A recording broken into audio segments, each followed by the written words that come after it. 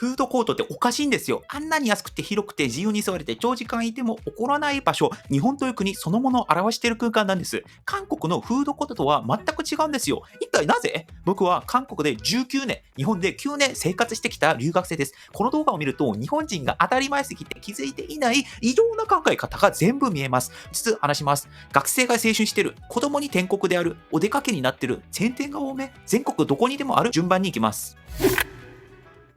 まず一つ目は、学生が青春しているということです。日本人は気づいてないんですが、異常なんです。日本のフードコートって夕方になると、高校生、大学生が一気に集まりますよね。制服のまま、トレー置いて、ポテトつまみながら3時間くらい普通に喋ってる。あの空気、ちょっとした油の匂いとジュースの甘い香りとざわざわした音が混ざった、あのゆるい青春感。韓国だとこれ100%カフェでやるんです。ソウルだけでカフェ約2万店舗あって、スターバックスみたいな場所なんですね。フードコートは行きません。理由が単純で、カフェの椅子柔らかい、Wi-Fi 強い電源ある、そして何よりも長くていい設計なんですね。韓国のフードコート、どうかって見ると、基本食べたら出る場所です。それ返却して席開けて、回転率が前提なんですね。でも日本は違う。フードコートなのに回転率をあえて捨ててる。席数が異常に多い。ソファ席、カウンター席、グループ席。しかも店側もあまり追い出さない。つまりこれは飲食の場じゃなくて体制を強要する空間なんです。だから日本のフードコートは青春が集まると思うんです。二つ目は子供に天国であるということです。フードコートに行った時、横にキッズスペースがあるの普通だと思ってませんか？あれ？韓国人からすると衝撃なんですよ。日本はその他にもベビーチェア、キッズメニュー、アレルギー表示、離乳食対応、さらに近くに授乳室、全部ワンセットで設計されている。つまり子供を連れてくる前提で作られてるんです。実際に週末のイオンモールに行くとベビーカーだらけですよね。カラカラ音が響いて子供の笑い声があって、親がラーメン食べながら交代で子供を見てる。あれ？完全に家族の居場所なんです。韓国はどうか似た機能はあります。ただし限定的なんですよ。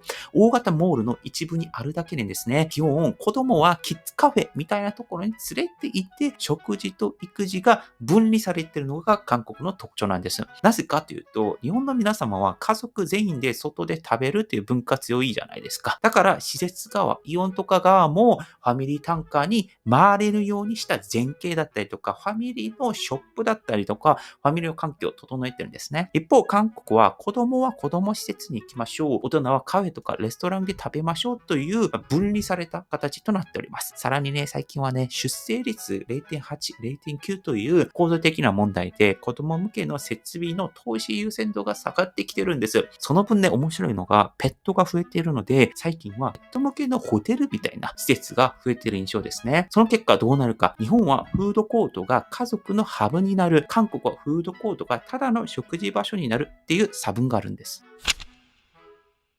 つ目はお出かけになっていることです。日本ではフードコート自体が目的地になっています。週末、家族でイオンモール行く、服見る、雑誌見る、ちょっと疲れたらフードコートでご飯食べる、そのままデザート食べて映画見て帰る。この一連の流れ、完全にレジャーですよね。つまり、フードコートは買い物、食事、休憩、遊びを一体化した生活インフラ型レジャーなんだと思うんですよ。韓国は状況違ってて、フードコートはあくまで補助、手軽に食事をしたいイメージです。だから清潔感が残念ながらね、落ちる場合もありますし、長く座る前提の設計ではありません。メインは百貨店のレストラン街、もしくは外の専門店であって、特にソウルとかグルメ文化が強いんですよ。だから30分並んでもいいから、いい店に行って食べたい、予約して行ってもいいから食べてみたいっていう感じなんですね。だからフードコートで長期間滞在してわちゃわちゃするようなイメージではないんですね。これね、面白くてね、日本は郊外型のモール発達してるじゃないですか。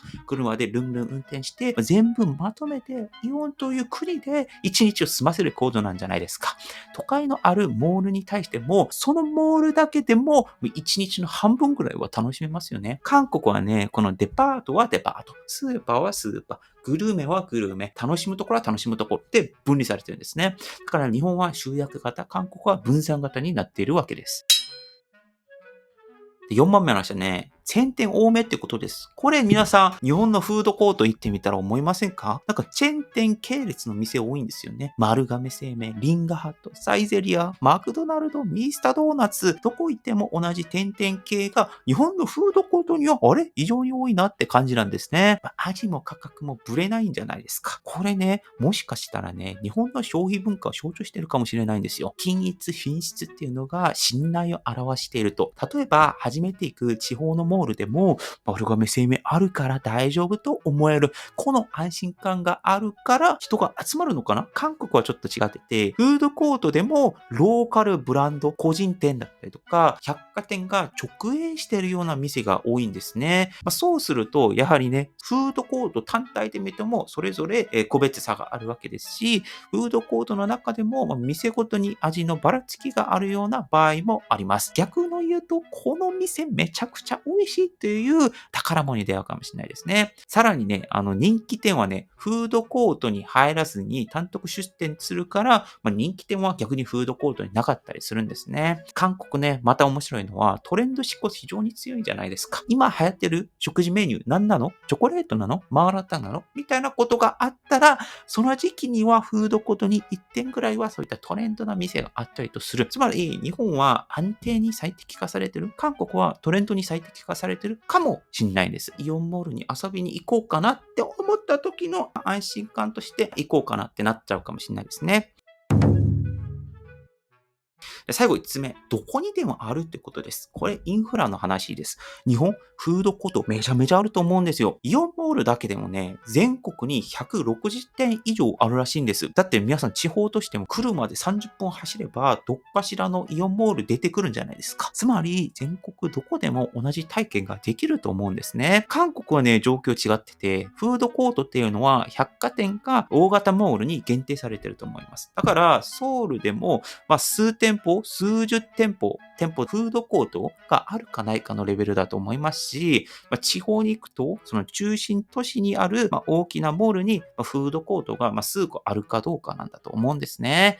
だから、これ日本の方にとっては日常的な選択になりやすいと思うんですが、韓国ではわざわざフードコートに行くんじゃなくて、百貨店がメインで、その用事を済ませて、時間が余ったな、ここフードコートあるか、行ったら、食べたら、で終わりなんですね。だから、ここに行けばフードコート楽しもうねっていうの違うんですね。これ面白いんですね。これ、イオンとかの企業が、郊外に巨大なモールを作って人を集める商法をやってる。一方、韓国は地下鉄とかバスが中心になってて、そういった駅周辺で店が分散するような形、こういう違いがあるかもしれないですね。つまりね、最初の話に戻りますと、なぜ日本のフードコートはこうなってるのか、答えはシンプルで、飲食、施設じゃないんですよ。日本人の生活そのものを映しているかもしれないんですよ。皆さん考えてみてくださいよ。ここまで見るとね、皆さんこう思いませんか？あれ、イオンモールとかララポートの方々って実は思ったよりもすごかったぞと、ちょっと見え方変わったぞって思いませんか？このフードコートって、元留学生ごときが何言ってるかわかんないんですけども、ただのご飯の場所じゃなくて、青春、家族、日常が全部詰まったインフラなんですね。僕は最初、なんだこの安心感はって戸惑いました。でも気づいたらね、自分もそこで時間を使っている側になっていました。